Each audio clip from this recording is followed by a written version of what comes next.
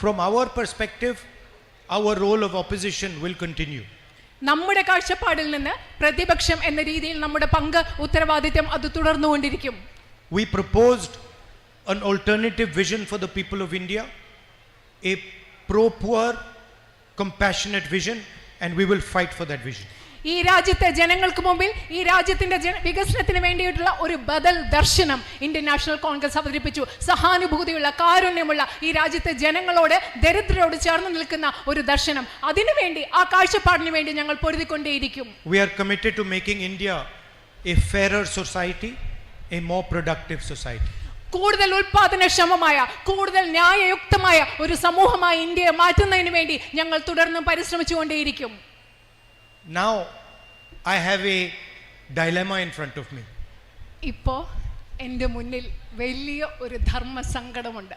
The question is, will I be member of parliament of Wayanad or will I be member of parliament of Raebareli?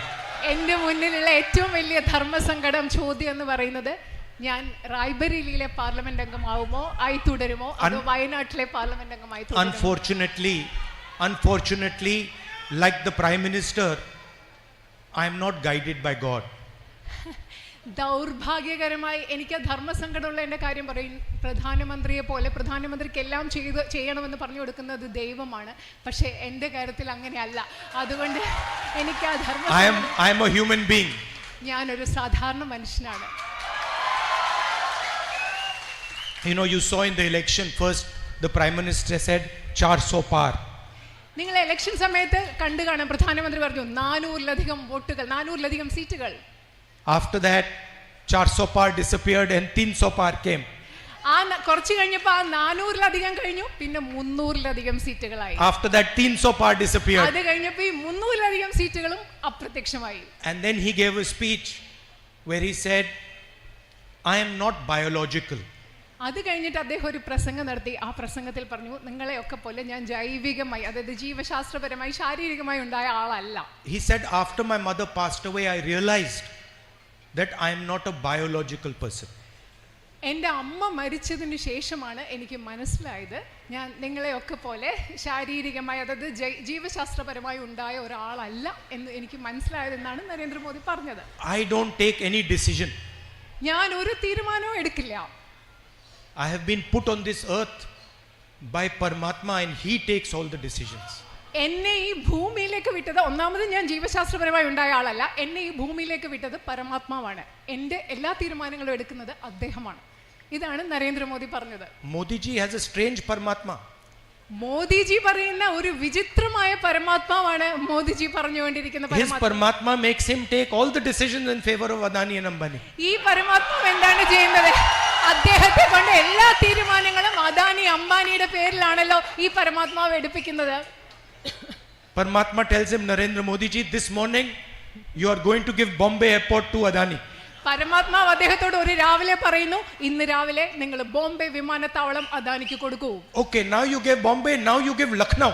അപ്പോൾ നിങ്ങൾ ബോംബെ കൊടുത്തു കഴിഞ്ഞു, ഇനി നിങ്ങൾ ലക്നോ കൊടുക്കും. Good, now you have given 7 airports, now you give power plants.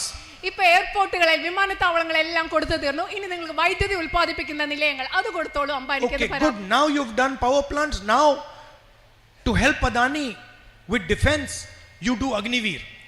നിങ്ങൾ എല്ലാ power പ്ലാന്റുകളും, അതായത് വൈദ്യുതി ഉൽപ്പാദന നിലയങ്ങളെല്ലാം കൊടുത്തു കഴിഞ്ഞു, ഇനി എന്ത് ചെയ്യും? പ്രതിരോധത്തിൽ അദാനിയെ സഹായിക്കാൻ വേണ്ടി നിങ്ങൾ അദ്ദേഹത്തിന് അഗ്നിവീർ പദ്ധതി, ഇത് പരമാത്മാവ് അദ്ദേഹത്തിനും നരേന്ദ്രമോദിക്ക് കൊടുക്കുന്ന നിർദ്ദേശങ്ങളാണ്. But unfortunately I do not have this luxury because I'm a human being and God does not order me. ശരിക്കും നരേന്ദ്രമോദി പറയുന്ന പോലെയുള്ള ഈ ഒരു വിശേഷ സൗഭാഗ്യം എനിക്കില്ല. കാരണം നരേന്ദ്രമോദിയോട് സംസാരിക്കുന്ന പോലെ പരമാത്മാവ് എന്നോട് സംസാരിക്കുന്നില്ല. കാരണം ഞാനൊരു സാധാരണ മനുഷ്യനാണ്. In fact it is, for me it is much simpler.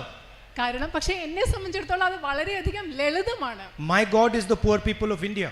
കാരണം എൻ്റെ ദൈവം എന്ന് പറയുന്നത് ഈ രാജ്യത്തെ ദരിദ്രരായ മനുഷ്യരാണ് എൻ്റെ ദൈവം. My God is the people of Wayanad. എൻ്റെ ദൈവം എന്ന് പറയുന്നത് വയനാട്ടിലെ ജനങ്ങളായ നിങ്ങൾ ഓരോരുത്തരുമാണ്. So for me it's very easy, I just go talk to the people and my God tells me what to do. അതുകൊണ്ട് എനിക്ക് വളരെ എളുപ്പമാണ്. ഞാൻ പോയി എൻ്റെ ജനങ്ങളോട്, നിങ്ങളോട് ചോദിക്കും ഞാൻ എന്ത് ചെയ്യണം, നിങ്ങൾ എൻ്റെ ദൈവമാണ്, അപ്പോൾ നിങ്ങൾ പറയുന്നത് ഞാൻ ചെയ്യും, എനിക്ക് എളുപ്പമാണ്. Anyway, back to the question of Wayanad or Raebareli.